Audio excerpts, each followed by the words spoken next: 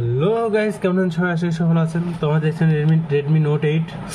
তো এটা সমস্যা হলো ডিসপ্লে পুরো শেষ হয়ে গেছে। তো এটা পুরো আলাদা গেছে ডিসপ্লে, তো লিকুইড দেখা আছে দেখুন।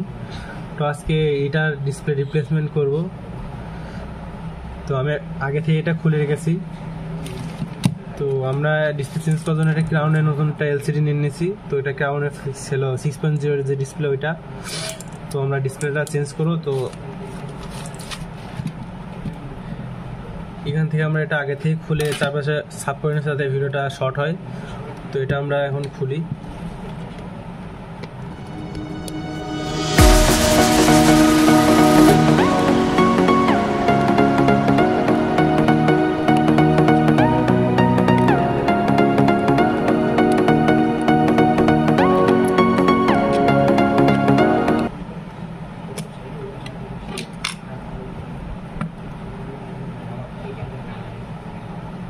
তারপর এলসিডিটা তুলে নিই।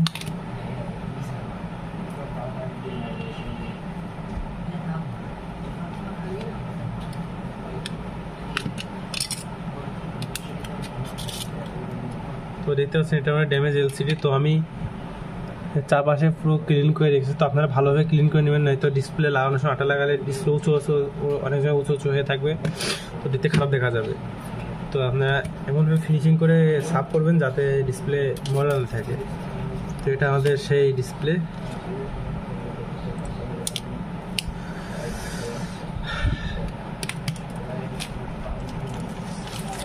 ডিসপ্লেটা চেক করে দেখা যাক।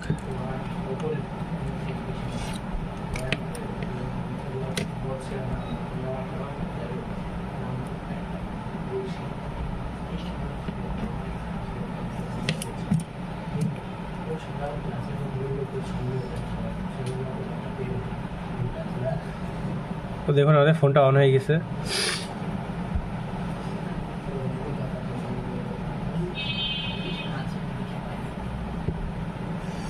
তো আমাদের ডিসপ্লেটা ওকে আছে।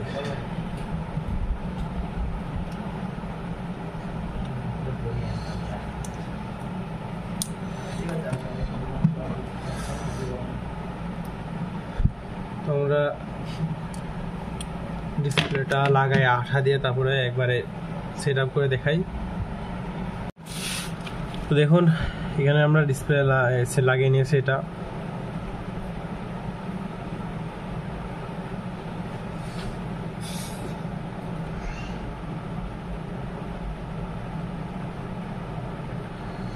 তো আমরা এবারে ব্যাক শেলটা লাগিয়ে নেব।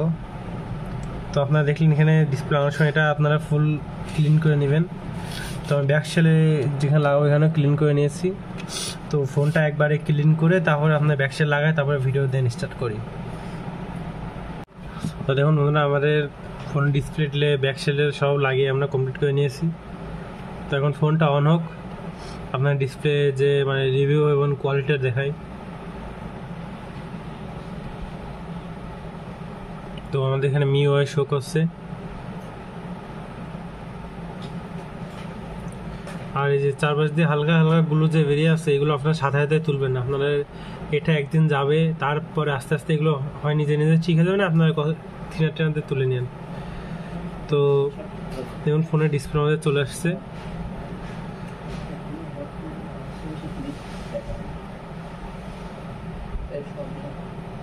দেখুন ওদের ফোনের ডিসপ্লে অন হয়ে গেছে, দেখছেন? তো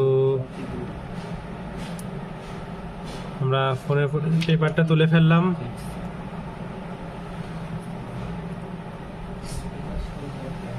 তো দেখতে পাচ্ছেন আমাদের ফোনটা একদম মানে ডিসপ্লে লাগানো অবস্থা যেমন ছিল ঠিক সেমন হয়ে গেল। তো ফোনে আমাদের কোনো প্রবলেম নাই, ফোনে টাচ অল ওকে হয়ে গেছে। তো বন্ধুরা, ভিডিওটা ভালো লাগলে আমাদের চ্যানেলটা সাবস্ক্রাইব করে আমাদের সাথে থাকবেন। তো ভিডিও দেখার জন্য ধন্যবাদ।